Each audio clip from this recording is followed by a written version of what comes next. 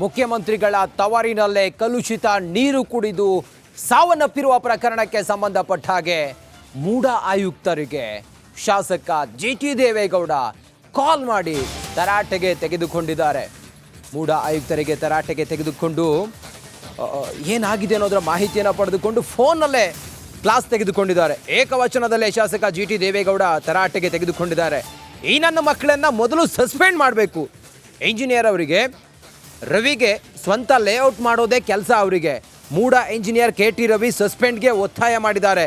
ನಿಮ್ಮ ಇಂಜಿನಿಯರ್ಗಳು ಇದ್ದಾವಲ್ಲ, ಅದೇನು ಮಾಡ್ತಾವೋ ಮೂಡ ಆಯುಕ್ತಾಗೆ ಫೋನ್ನಲ್ಲೇ ಹಿಂಗಂತ ಹಿಗ್ಗಾಮುಗ್ಗ ತರಾಟೆಗೆ ತೆಗೆದುಕೊಂಡಿದ್ದಾರೆ ಜಿಟಿ ದೇವೇಗೌಡ. ಮುಖ್ಯಮಂತ್ರಿಗಳ ತವರಿನಲ್ಲಿ ಕಲುಷಿತ ನೀರು ಕುಡಿದು ಸಾವನ್ನಪ್ಪಿರುವಂಥ ಪ್ರಕರಣ ಇದು.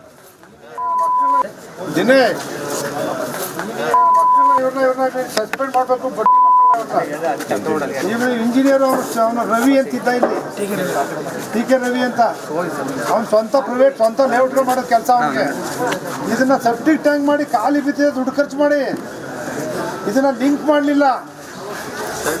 ಕೇಸ್ ಉಂಡಿಲ್ಲ. ಈಗ 48 ಜನಕ್ಕೆ ಏನಾಗಿ ಒಬ್ಬ ಸತ್ತ, ಇನ್ನೆಲ್ಲ ಸೀರಿಯಸ್ ಆಗಿದೆಯಲ್ಲ. ಕೇಳಿ ಹೇಳ್ತೀನಿ ನಿಮಗೆ. ಇಲ್ಲಿ ಒಂದೇ ಮಾತು ನಿಮ್ಗೆ ಹೇಳ್ತಿದ್ದೀನಿ, ದುಡ್ಡು ಎಷ್ಟಾದ್ರು ಖರ್ಚಲ್ಲಿ ಅಪ್ರೂವ್ ಮಾಡ್ಕೊಳ್ಳೋಣ.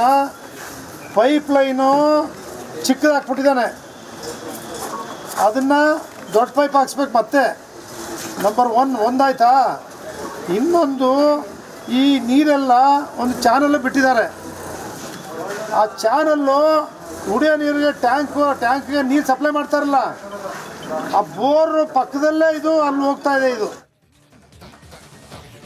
ಮತ್ತಷ್ಟು ಮಾಹಿತಿಯೊಂದಿಗೆ ನಮ್ಮ ಮೈಸೂರಿನ ಪ್ರತಿನಿಧಿ ವಿನೋದ್ ಈಗ ನೇರ ಸಂಪರ್ಕದಲ್ಲಿ ಜಾಯ್ನ್ ಆಗಿದ್ದಾರೆ. ವಿನೋದ್, ಕಲುಷಿತ ನೀರು ಕುಡಿದು ಸಾವನ್ನಪ್ಪಿರೋ ಪ್ರಕರಣದಲ್ಲಿ ಯಾರ ನಿರ್ಲಕ್ಷ್ಯ ಎದ್ದು ಕಾಣಿಸ್ತಿದೆ? ಜಿಟಿ ದೇವೇಗೌಡರು ಯಾರಿಗೆ ಕಾಲ್ ಮಾಡಿ ಏನು ಹೇಳಿದ್ದಾರೆ? ಎಂಥ ವಿಪರ್ಯಾಸ ಇದು?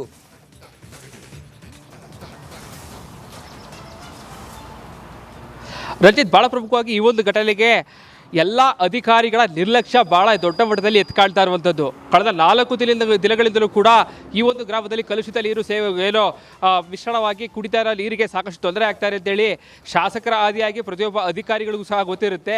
ಇದಾದ ಬಳಿಕವೂ ಕೂಡ ಯಾರು ಕೂಡ ಎಚ್ಚೆತ್ತುಕೊಂಡಿರೋದಿಲ್ಲ. ನಿನ್ನೆ ಸಂಜೆ ಸುಮಾರು ಒಂದು 15-20 ಜನ ಏನೋ ಈ ಡಿ ಸಾಲುಂಡಿ ಗ್ರಾಮದ ಪ್ರತಿಯೊಬ್ಬರು ಕೂಡ ಆಸ್ಪತ್ರೆಗೆ ದಾಖಲಾಗ್ತಾರೆ. ಈಗಾಗಲೇ 48 ಜನರಿಗೆ ಚಿಕಿತ್ಸೆಯನ್ನು ಕೊಡಿಸಲಾಗ್ತಾ ಇದೆ. ಇಂದು ಮುಂಜಾನೆ ಕನಕರಾಜ್ ಎಂಬ ಯುವಕ ಸಾವನ್ನಪ್ಪಿದ್ದಾನೆ.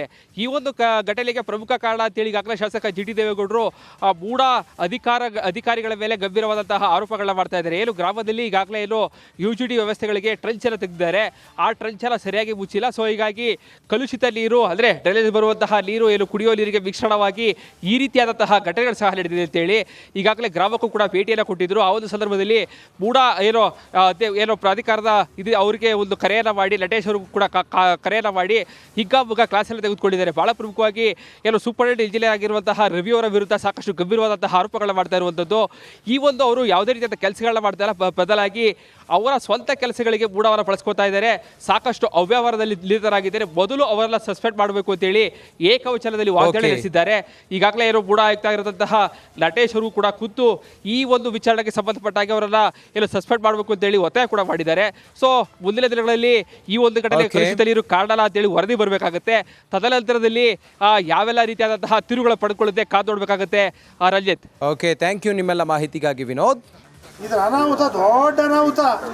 ಅದೇನೋ ದೇವರೇ ಕಾಪಾಡಿದಾನೆ. ಭಾಳ ಅಷ್ಟು ಜನ ಉಳಿಯೋಂಗಿಲ್ಲ. ಇಮಿಡಿಯೇಟ್ ಆಗಿ ಬಂದು ಹಾಸ್ಪಿಟ್ಲಿಗೆ ಅಡ್ಮಿಟ್ ಮಾಡಿಸವ್ರೆ. ಎಲ್ಲರಿಗೂ ವಾಂತಿ ಭೇದಿ ಆಗಿದೆ. ಒಳಗಡೆ ಭಾರಿ ಪ್ರಾಬ್ಲಮ್ ಆಗ್ತಾ ಇದೆ. ಇವತ್ತೇನೆ ಆ ನೋಡಿ, ಯಾವ ನಿಮ್ಮ SCಗಳು ಅವರೆಲ್ಲ ಅವ್ರು ಯಾವ SCಗಳು ಏನೋ ಅವರೆಲ್ಲ ನೋಡಿ, ಅವರು ಮೊದಲು ಇಲ್ಲಿ ಕಳಿಸಿ ಇಲ್ಲಿ CM ಬರೋ ಚಾನ್ಸಸ್ ಇದೆ.